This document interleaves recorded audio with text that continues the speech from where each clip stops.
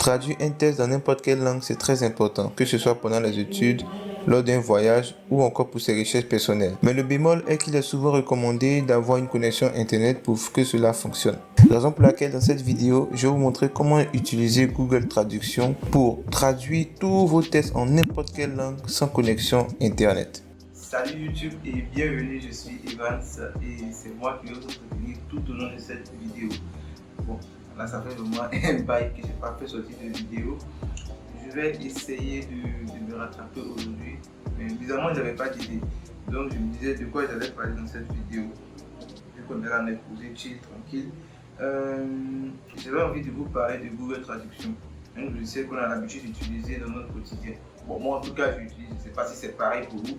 D'ailleurs, dites-moi en commentaire si vous avez l'habitude d'utiliser Google Traduction. En particulier, on va parler de la version mobile, c'est-à-dire que vous ayez un iPhone ou un Android, c'est pareil. Donc, ce qu'on va faire, on va pas perdre de temps, je vais vous montrer quelques astuces que j'utilise avec Google Traduction. Je vais me rendre dans le Play Store au niveau de mon Android, ou mon App Store au niveau de mon iPhone. Voilà, je vais chercher Google Traduction. Pour moi, je l'ai déjà installé. Ici, Google Traduction, non, c'est OK, donc je vais juste l'ouvrir. Comme je vous ai dit, on utilise Google Traduction pour traduire n'importe quel texte, mais ce qu'on oublie souvent, c'est qu'on a forcément besoin de la connexion. Pourtant, on peut se retrouver dans des situations où on n'a pas forcément de Wi-Fi ou de 4G. Je pouvais faire le tuto sur la version mobile vu que je suppose que 90% ou peut-être 100% des personnes qui regardent cette vidéo la regardent peut-être sur téléphone, donc raison pour laquelle. Au niveau de Google Traduction, vous allez voir la tête de votre profil ou autre, vous allez cliquer là-dessus. Donc ce qu'on va faire, on va juste télécharger les langues pour qu'on puisse utiliser cela hors ligne ou sans connexion internet. Vous allez cliquer sur langue télécharger. Et moi ce que je vais faire, je vais télécharger le français. Je vais télécharger aussi le coréen, même si je ne parle pas coréen. L'espagnol.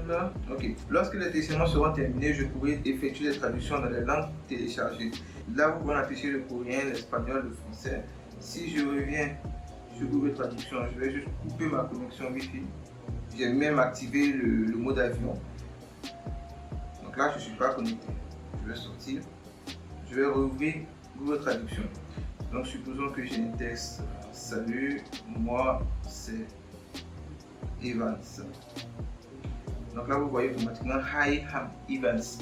Et là, automatiquement, c'est marqué traduction hors ligne, hors connexion. Donc si je veux faire une autre traduction, je peux le faire.